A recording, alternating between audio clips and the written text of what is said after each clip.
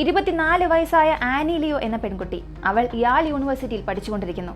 അവൾക്ക് അടുത്ത 5 ദിവസത്തിൽ കല്യാണമാണ്. എന്നാൽ അങ്ങനെ ഒരു സന്ദർഭത്തിൽ അവളെ പെട്ടെന്ന് കാണാതാകുന്നു. പോലീസും ആ ഒരു ക്യാമ്പസിന് പുറത്തുള്ള ഒരു സർവൈലൻസ് ക്യാമറ പരിശോധിക്കുമ്പോൾ കറക്റ്റ് സെപ്റ്റംബർ 8-ാം തീയതി ആനി ആ ലാബിനുള്ളിൽ പോകുന്നത് പോലെ ആ ഫൂട്ടേജിൽ കാണിച്ചു.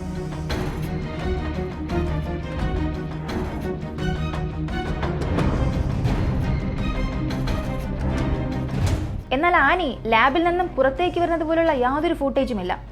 ഇത് കാണുമ്പോൾ ആനി അന്ന് യൂണിവേഴ്സിറ്റിയിൽ നിന്നും പുറത്തേക്ക് വന്നിട്ടില്ല എന്നാണ് കരുതിയത്. അങ്ങനെയാണെങ്കിൽ അവൾ എവിടെ പോയി?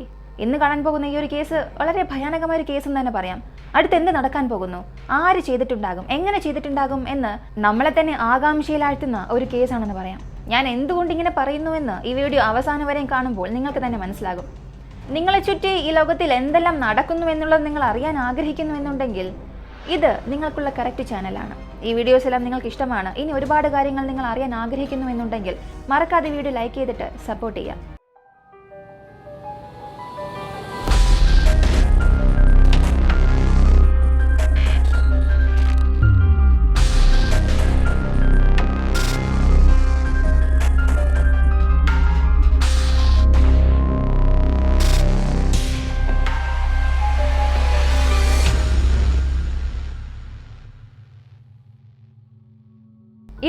വയസ്സുള്ള ആനി ലിയോ എന്ന പെൺകുട്ടി കാലിഫോർണിയയിലുള്ള സെന്റ് ജോസ് എന്ന സ്ഥലത്ത് ജീവിക്കുകയാണ്.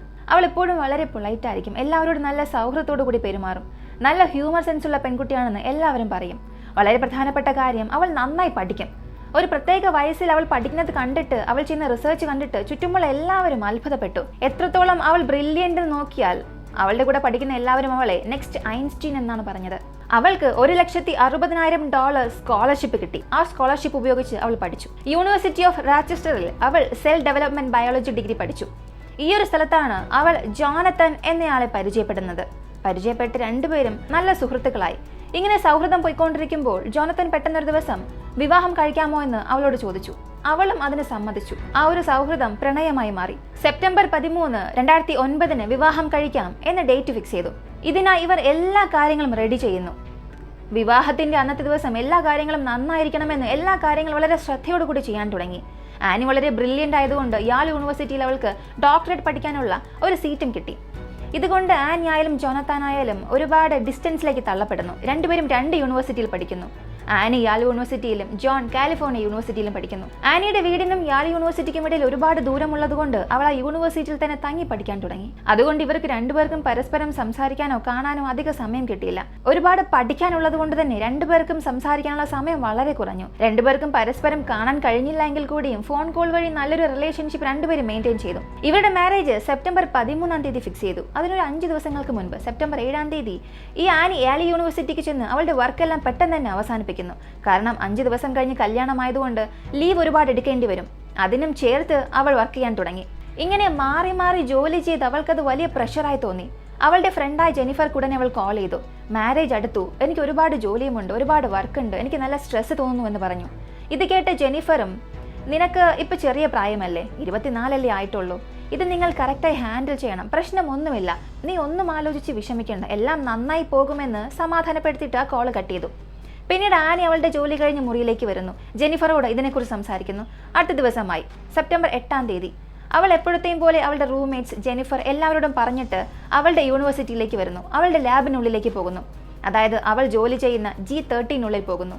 ഇങ്ങനെ പോയി അവൾ വൈകുന്നേരം അവളുടെ മുറിയിലേക്ക് തിരികെ വന്നില്ല. അവളുടെ റൂംമേറ്റ്സ് എല്ലാം ആനി ഇതൊരു വന്നില്ലല്ലോ, എന്ത് സംഭവിച്ചു എന്ന് ചിന്തിച്ചുകൊണ്ടേയിരുന്നു. കാരണം ആ ഹോസ്റ്റലിൽ ഹോളിഡേ ആയതുകൊണ്ട് ഒരുപാട് പേർ വീട്ടിലേക്ക് പോകാൻ റെഡി ആയിക്കൊണ്ടിരിക്കുകയായിരുന്നു. എന്നാൽ ആനി അതുവരെയും ഹോസ്റ്റലിൽ വന്നില്ല. എല്ലാവരും അവരുടെ സ്വന്തം നാട്ടിലേക്ക് പോകാനും തുടങ്ങി. ആനി അന്ന് രാത്രി 9 മണിയായിട്ടും ആ മുറിയിലേക്ക് വന്നില്ല. ഇക്കാര്യം റൂംമേറ്റ്സ് എല്ലാവർക്കും വളരെ ദുഃഖത്തിന് കാരണമായി.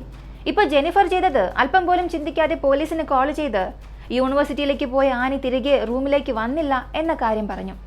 അടുത്ത കുറച്ച് സമയത്തിൽ പോലീസ് ഓഫീസേഴ്സ് എല്ലാവരും ചേർന്ന് യൂണിവേഴ്സിറ്റിക്കുള്ളിലേക്ക് പോയി ആനി എവിടെയെന്ന് തിരയാൻ തുടങ്ങി. ആനിയുടെ ഫ്രണ്ട്സിനോട് അവൾ നിങ്ങളോട് എന്തെങ്കിലും പറഞ്ഞോ എന്ന് ചോദിച്ചു. അതിന് ആനിയുടെ ഫ്രണ്ട്സും, ഇല്ല, ഞങ്ങൾ അവളെ കോൾ ചെയ്യാൻ ശ്രമിച്ചു, പക്ഷെ ആനി ആ കോൾ എടുത്തില്ല, അതുകൊണ്ടാണ് ഞങ്ങൾക്ക് ഇപ്പോഴും ഭയം എന്ന് പറഞ്ഞു.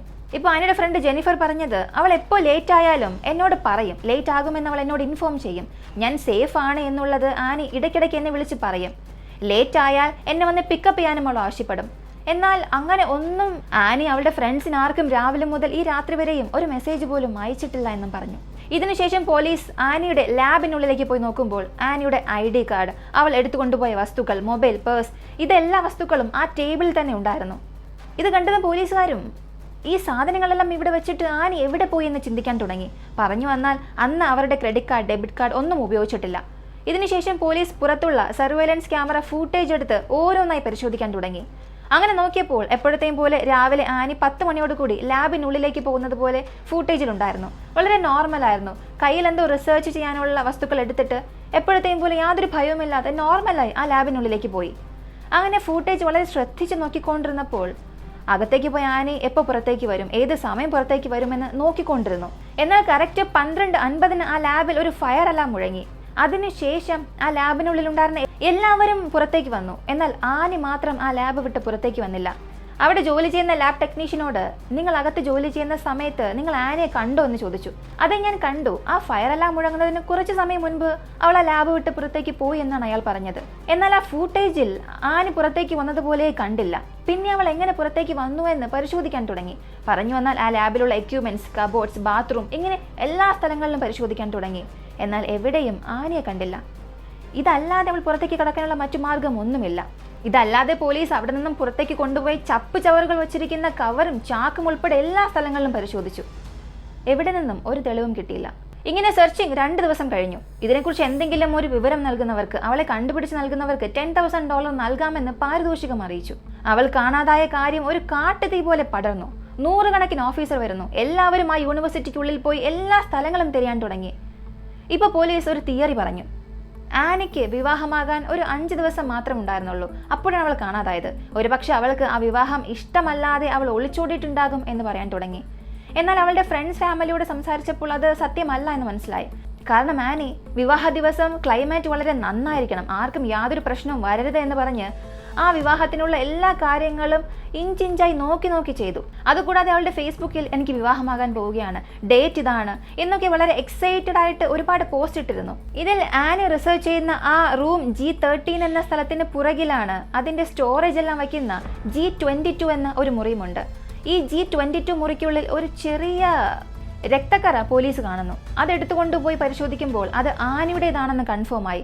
അതല്ലാതെ ആ സ്ഥലത്ത് ഒരു ചെറിയ മണിയും കിട്ടി. പോലീസിനെ കിട്ടിയ ആ ഒരു ബെല്ല് മറ്റാരുടേതുമല്ല, അത് ആനിയുടേതായിരുന്നു. ഈ സർവൈലൻസ് ക്യാമറ നിങ്ങൾ വ്യക്തമായി കണ്ടാൽ നിങ്ങൾക്ക് മനസ്സിലാകും. ആനി നടന്നു പോകുമ്പോൾ ഈ നെക്ലേസ് അവളുടെ കഴുത്തിലുണ്ടായിരുന്നു. ഇതുകൂടാതെ സെപ്റ്റംബർ 12 ആ G22 മുറിയിൽ നിന്നും ഒരുപാട് രക്തക്കറ പോലീസ് കണ്ടെത്തി. ഇങ്ങനെയുള്ളപ്പോൾ G13 സീലിംഗിൽ പോലീസിന് ഒരു ബ്ലൂ കളർ ഗ്ലൗസും ഒരു സോക്സും കിട്ടി. പോലീസ് ഈ തെളിവുകളെല്ലാം കളക്ട് ചെയ്ത് വെച്ചിരുന്നു. ഇതെല്ലാം ഉപയോഗിച്ച് നോക്കുമ്പോൾ പോലീസ് ചിന്തിച്ചത് ആനി കാണാതെ പോയതല്ല, ആരോ ഒരാൾ അവളെ മോശമായ രീതിയിൽ കൊന്നിട്ടുണ്ടാകുമെന്ന് ചിന്തിക്കാൻ തുടങ്ങി. അതും അവളുടെ ശരീരം ഇവിടെ എവിടെയോ ഏതോ ഒരു സ്ഥലത്ത് ഉണ്ടെന്ന് പോലീസ് വിശ്വസിക്കാൻ തുടങ്ങി. ഉടനെ നായെ കൊണ്ടുവന്ന് എല്ലാ സ്ഥലങ്ങളിലും സെർച്ച് ചെയ്യുന്നു. ഇങ്ങനെ തിരഞ്ഞതിൽ ആ ലാബിന്റെ വേസ്റ്റേജ് എല്ലാം അടുക്കി വെക്കുന്ന ഒരു ഡിസ്പോസൽ ഏരിയ, ഒരു ചെറിയ സ്റ്റീൽ ഡോർ പോലെ ഉണ്ടാകും. അവിടെ ഒരു തുണി കിടക്കുന്നത് പോലെ തോന്നി. അവിടെ എന്താണ് ഉള്ളതെന്ന് പോലീസ് അതിനകത്തേക്ക് പോയി നോക്കിയപ്പോൾ ആനിയുടെ ശരീരം തല കീഴായി തൂങ്ങിക്കിടക്കുന്നത് പോലെ കണ്ടു. പോലീസും ആനിയുടെ ശരീരം കണ്ടുപിടിച്ചു. ആനി മരിച്ചു എന്നുള്ളതും എല്ലാവർക്കും മനസ്സിലായി. പറഞ്ഞു വന്നാൽ ആനിയുടെ ഫ്രണ്ട്സ്, കുടുംബം, ഫിയാൻസി എല്ലാവരും ആനിയെ തിരയുന്നതിനായി അവൾ കാണാതായ അടുത്ത ദിവസം തന്നെ ഈ സ്ഥലത്തേക്ക് വന്നിരുന്നു. അപ്പോൾ മുതൽ ആനി കിട്ടുമെന്ന് കാത്തിരുന്ന എല്ലാവർക്കും നിരാശ മാത്രമായിരുന്നു ബാക്കി. മറ്റൊരു ക്രൂരമായ കാര്യം എന്തെന്ന് ചോദിച്ചാൽ ആനിയുടെ ശരീരം കിട്ടിയ ആ ഒരു ഡേറ്റ് സെപ്റ്റംബർ 13, 2009. അതായത് അവൾക്ക് മാരേജ് ഫിക്സ് ചെയ്ത അതേ ദിവസം. അവൾക്ക് അന്ന് വിവാഹം നടക്കേണ്ടതായിരുന്നു. പക്ഷേ അന്ന് വൈകുന്നേരം 5 മണിക്ക് അവളുടെ ഡെഡ് ബോഡി കണ്ടുപിടിക്കേണ്ട ഒരവസ്ഥയിലേക്ക് വന്നു. ആനി മരിച്ചു എന്ന കാര്യം അറിഞ്ഞ ഉടനെ അവർക്ക് ആദരാഞ്ജലി അർപ്പിക്കാൻ ഏകദേശം 1000 സ്റ്റുഡൻസ്, പ്രൊഫസർ എല്ലാവരും ചേർന്ന് ആ യൂണിവേഴ്സിറ്റിക്ക് മുൻപിൽ നിന്നു. അവരെല്ലാവരും ആനിയുടെ ആത്മാവിന് ശാന്തി കിട്ടണമെന്ന് പ്രാർത്ഥിക്കാൻ തുടങ്ങി. 5 ദിവസത്തെ തിരച്ചിലിന് ശേഷം ആനിയുടെ ശരീരം കിട്ടുകയും അത് പോസ്റ്റ്മോർട്ടം ചെയ്യാനും അയച്ചു. അവളുടെ കഴുത്ത് ഞെരിച്ചാണ് കൊന്നതെന്നുള്ളത് മനസ്സിലായി. അവളുടെ ജോ മുറിഞ്ഞിട്ടുണ്ട്, കോളർ ബോണിൽ മുറിവുണ്ട്. അവിടെ നിന്നും അവളുടെ വസ്ത്രം കിട്ടിയിട്ടുണ്ട്. ആ സ്ഥലത്ത് തന്നെ ബ്ലൂ കളർ ഗ്ലൗസും കിട്ടി. ആ ശരീരത്തിനടിയിലായി ഒരു ഗ്രീൻ കളർ പെന്നും കിട്ടി. അതുകൂടാതെ അവളോട് വളരെ ഫിസിക്കലായി മോശമായി പെരുമാറിയിട്ടുണ്ടെന്നുള്ളതും പോലീസിന് മനസ്സിലായി. ഉടനെ പോലീസുകാരും അവിടെ കിട്ടിയ ആ ഡ്രസ്സ് എടുത്തുകൊണ്ടുപോയി അതിലെന്തെങ്കിലും DNA എവിഡൻസ് ഉണ്ടോ എന്ന് പരിശോധിച്ചു. അവർ പ്രതീക്ഷിച്ചതുപോലെ ആ ക്ലോത്തിൽ ഒരു DNA കിട്ടി. ഈ DNA മറ്റാരുടേതെങ്കിലുമായി മാച്ച് ആകുന്നുണ്ടോ എന്ന് പരിശോധിച്ചപ്പോൾ ആ യൂണിവേഴ്സിറ്റിയിൽ പഠിക്കുന്ന കിരൺ റോബിൻസൺ എന്ന ആളുമായി ആ DNA മാച്ച് ആകുന്നുണ്ടോ എന്നുള്ളത് കണ്ടെത്തി. അങ്ങനെയാണെങ്കിൽ അയാളാണോ ഇത് ചെയ്തതെന്ന് ചിന്തിച്ചാൽ അങ്ങനെയല്ല. കാരണം ആ DNA സ്വന്തമായ ആ വ്യക്തി ആനി ഈ യൂണിവേഴ്സിറ്റിയിൽ വരുന്നതിന് മുൻപ് വെടിയേറ്റ് മരിച്ചു. അതായത് ആനി ആ യൂണിവേഴ്സിറ്റിയിൽ വന്ന ആ ഒരു സമയം അയാൾ ജീവനോടെ തന്നെ ഇല്ല. ഇതിനെക്കുറിച്ച് പോലീസ് ഓഫീസേഴ്സ് തിരയുമ്പോൾ ഈ കിരൺ റോബിൻസൺ എന്നയാൾ ആ യൂണിവേഴ്സിറ്റിയിൽ ആ സ്ഥലം പണിയുന്ന സമയത്ത് അയാൾ കൂടെ ഇരുന്നതൊക്കെ ഹെൽപ്പ് ചെയ്തു എന്നുള്ളത് മനസ്സിലായി. ആ സമയത്ത് ആ തുണി അവിടെ പോയിട്ടുണ്ടാകാം, അതുവഴിയും DNA കിട്ടിയിട്ടുണ്ടാകാം എന്ന് പറയുന്നു. ഇയാളല്ല എന്ന് മനസ്സിലായ ഉടൻ ഏകദേശം 150-ൽ കൂടുതൽ പേരെ ചോദ്യം ചെയ്യുന്നു. ഈ ഇൻവെസ്റ്റിഗേഷന് വേണ്ടി ഏകദേശം 700ഓളം മണിക്കൂർ ചിലവാക്കി. ഇങ്ങനെ എല്ലാവരെയും ചോദ്യം ചെയ്തപ്പോൾ പോലീസിന് 2 പേരെ സംശയിക്കേണ്ടതായി വന്നു. ആ G13 എന്ന ആ ഒരു ഡോർ ഓപ്പൺ ചെയ്യണമെന്നുണ്ടെങ്കിൽ ആ സ്ഥലത്ത് ഒരു കീ കാർഡ് ഉപയോഗിക്കണം. ഇങ്ങനെ ആ മെയിൻ ഡോർ വഴി കീ കാർഡ് ഉപയോഗിച്ച് ആനി അല്ലാതെ രണ്ട് വ്യക്തികൾ മാത്രമാണ് അകത്ത് പോയി വന്നത്. അതിലൊന്ന് അന്ന് ആ ലാബ് ശരി ചെയ്യാനായി വന്ന കീ കാർഡ് ഉപയോഗിച്ച് അകത്തേക്ക് പോയ ആ പ്രൈവറ്റ് ടെക്നീഷ്യൻ. മറ്റൊന്ന് അവിടെ ലാബ് ടെക്നീഷ്യനായി പല ദിവസമായി ജോലി നോക്കുന്ന 24 വയസ്സുള്ള റെയ്മൻ ക്ലർക്ക്. ഇതിന് പോലീസിന് പെട്ടെന്ന് തന്നെ റെയ്മനോടാണ് സംശയം തോന്നിയത്. കാരണം അന്ന് CCTV ക്യാമറ ഫുട്ടേജ് എല്ലാം എടുത്ത് പരിശോധിക്കുന്ന സമയത്ത് അന്ന് രാവിലെ കറക്റ്റ് 10 മണിക്ക് ആനി ആ ലാബിനുള്ളിലേക്ക് പോയി. എന്നാൽ അകത്തേക്ക് പോയി ആനി പുറത്തേക്ക് വന്നതുപോലെ യാതൊരു ഫുട്ടേജും ഇല്ല. ഇങ്ങനെയുള്ളപ്പോൾ ഈ ലാബ് ടെക്നീഷ്യനായ റെയ്മൻ വന്ന് അന്ന് ഫയറെല്ലാം മുഴങ്ങുന്നതിന് മുൻപ് ആനി ആ ലാബ് വിട്ട് പുറത്തേക്ക് പോയി എന്ന് അയാൾ പറഞ്ഞു. ഇതുകൊണ്ട് പോലീസിന് റെയ്മനോട് സംശയം തോന്നി. തുടർന്ന് ആ CCTV ക്യാമറയിലൂടെ റെയ്മൻ എന്താണ് ചെയ്യുന്നത് എന്ന് പരിശോധിക്കാൻ തുടങ്ങി. അങ്ങനെ പരിശോധിച്ചപ്പോൾ അന്ന് രാവിലെ 10:40 മുതൽ 3:45 വരെ ഇയാൾ G13-നും G22-ക്കും ഇടയിൽ 55 തവണ പോയി വന്നതായി കാണാൻ സാധിച്ചു. അതിനുശേഷം ഫയർ അലാറം മുഴങ്ങി എല്ലാവരും പുറത്തേക്ക് വന്നപ്പോൾ ഞാൻ ശരിയാക്കാം എന്ന് പറഞ്ഞ് അയാൾ മാത്രം അകത്തേക്ക് പോയി. ഇങ്ങനെ ഈ 2 സ്ഥലങ്ങളിലും മാറി പോയിക്കൊണ്ടിരുന്ന് ഒരു ഘട്ടത്തിൽ തളർന്ന് 4 മണിയോടുകൂടി ഒരു സ്ഥലത്ത് തലയിൽ കൈവച്ച് എന്തോ ആലോചിക്കുന്നത് പോലെ ഇരുന്നു. ആ ഒരു സമയത്ത് അയാളുടെ ആക്ടിവിറ്റീസ് എല്ലാം കാണുമ്പോൾ താൻ എന്തോ വലിയ തെറ്റി ചെയ്തതുപോലെ, ഇത് താൻ ചെയ്യാൻ പാടില്ല എന്ന രീതിയിലുള്ള ഒരു ഗിൽറ്റി ഫീലിംഗിൽ ഇരുന്നത് പോലെ തോന്നുന്നു. ഇതിൻ്റെ കൂടെ തന്നെ ഇയാൾ ഓരോ തവണ ലാബിലേക്ക് പോകുമ്പോഴും ആരൊക്കെ വരുന്നുവെന്ന് ആ ടൈമിംഗ് എൻ്റർ ചെയ്ത് അടുത്ത് തന്നെ അവിടെ ഇനിഷ്യൽ ഇടുന്നത് പോലെ ഒരു ഫോം ഉണ്ടായിരുന്നു. അന്ന് രാവിലെ മുതൽ ഇയാൾ ഗ്രീൻ കളർ പെന്നിലാണ് ആ ടൈമിംഗ് എല്ലാം എഴുതിയത്. എന്നാൽ ഒരു 3 മണിക്ക് ശേഷം 3:45-ന് അയാൾ ബ്ലാക്ക് കളർ പെൻ കൊണ്ടാണ് സൈൻ ചെയ്തത്. അങ്ങനെയാണെങ്കിൽ അതുവരെയും അയാൾ ഉപയോഗിച്ച ആ ഗ്രീൻ കളർ പെൻ എവിടെ? ഇപ്പോൾ ഇതെല്ലാം പരിശോധിച്ച പോലീസും റെയ്മനെ നേരിട്ട് വിളിച്ച് ചോദ്യം ചെയ്യാൻ തുടങ്ങി. ആ സമയത്ത് അയാളുടെ ശരീരത്തിൽ പല മുറിവുകൾ ഉള്ളത് കാണുന്നു. ഇതെല്ലാം എങ്ങനെ വന്നു എന്ന് ചോദിച്ചു. പൂച്ച മാന്തിയതാണ്, അതുകൊണ്ടാണ് ഇങ്ങനെ സംഭവിച്ചതെന്ന് അവൻ പറഞ്ഞു. പോലീസും അവന്റെ DNA എടുത്ത് ലാബിൽ അയച്ച് പരിശോധിക്കുന്നു. പോളിഗ്രാഫ് ടെസ്റ്റും എടുക്കുന്നു. എന്നാൽ ആ ടെസ്റ്റ് അനുസരിച്ച് അവനാണ് കുറ്റവാളി എന്നുള്ളത് മനസ്സിലായി. പക്ഷേ ഈ പോളിഗ്രാഫ് ടെസ്റ്റ് ഒന്നും കൂടുതൽ വലിയ രീതിയിൽ വില പോകില്ല എന്നതുകൊണ്ട് ഇതൊരു കറക്റ്റായ എവിഡൻസേ ആയില്ല. അടുത്ത കുറച്ച് ദിവസത്തിൽ DNA സാമ്പിളിന്റെ റിസൾട്ട് വന്നു. ഇയാളാണ് കൊലയാളി. ഇയാൾ ആനിയോട് മോശമായി പെരുമാറിയെന്നുള്ള എല്ലാ കാര്യങ്ങളും ക്ലിയറായി മനസ്സിലായി. ഇയാളെ അറസ്റ്റും ചെയ്യുന്നു. ഈ റെയ്മന് എന്തുദ്ദേശമാണ്, എന്തിനാണ് കൊന്നത് എന്ന് അയാളോട് തന്നെ ചോദിച്ചപ്പോൾ അയാൾ വലിയ കാര്യങ്ങളൊന്നും പറഞ്ഞില്ല.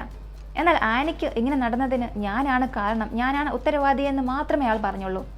ഇയാളെക്കുറിച്ച് കൂടെ ജോലി ചെയ്യുന്നവരോട്, സ്റ്റുഡൻസിനോട് ചോദിച്ചപ്പോൾ അവർ പറഞ്ഞത് ഇയാൾ എപ്പോഴും എല്ലാം ക്ലീൻ ആയിരിക്കണം എന്ന് ചിന്തിക്കും. ചെറുതായൊരു കറയുണ്ടെങ്കിൽ പോലും നീ കാരണമാണ് ഇങ്ങനെ നടന്നത്, നീ എന്തിനാണ് ഇങ്ങനെ ചെയ്യുന്നത് എന്ന് അവരെ വിളിച്ച് വഴക്ക് പറയും.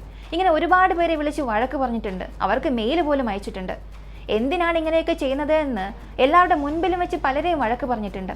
ഇതൊക്കെ ഉപയോഗിച്ച് നോക്കുമ്പോൾ ആനി അവളുടെ ലാബ് റിസർച്ചിന് വേണ്ടി ഒരുപാട് റാറ്റ്സ് എല്ലാം എടുത്തിട്ട് പോയി. എന്നാൽ റിസർച്ചിന് ശേഷം അതൊന്നും വൃത്തിയാക്കിയില്ല. ഇത് കാരണം റെയ്മൻ ഒരുപാട് തവണ മെയിൽ വഴിയും സെൽഫോൺ വഴിയും അവളെ വാൺ ചെയ്തിരുന്നു. ഈ ദേഷ്യം കൂടിയാണ് അന്ന് ഇങ്ങനെയൊക്കെ സംഭവിച്ചിട്ടുണ്ടാകുമെന്ന് പലരും പറയുന്നു. എന്നാൽ മറ്റു ചിലർ പറയുന്നത് ഇതൊന്നും സത്യമല്ല. പറഞ്ഞു വന്നാൽ ഇവർ 2 പേർക്കും ഇടയിൽ ഇതിനു മുൻപ് ഒരു സംസാരമേ നടന്നിട്ടില്ല.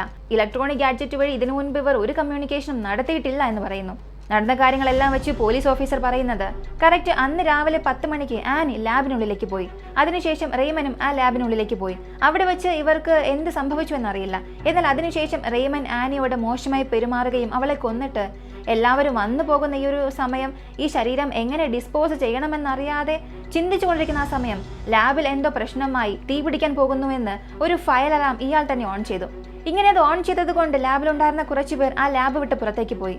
ഇതിനുശേഷം അയാൾ വളരെ കഷ്ടപ്പെട്ട് G13 നിന്നും G22ലേക്ക് ഈ ശരീരം തള്ളിക്കൊണ്ടുപോയി. ഇത് കഴിഞ്ഞ് ഫിംഗർ പ്രിന്റ് ഒന്നും കണ്ടുപിടിക്കാത്തതുപോലെ അതെല്ലാം ക്ലീൻ ചെയ്തു. ആ പഴയ വേസ്റ്റേജ് എല്ലാം വെച്ച് ഡിസ്പോസ് ചെയ്യുന്ന ആ ചെറിയ മെറ്റൽ ഡോറിന് പുറകിൽ ആനിയുടെ ശരീരം വെച്ചിട്ടുണ്ടാകാം.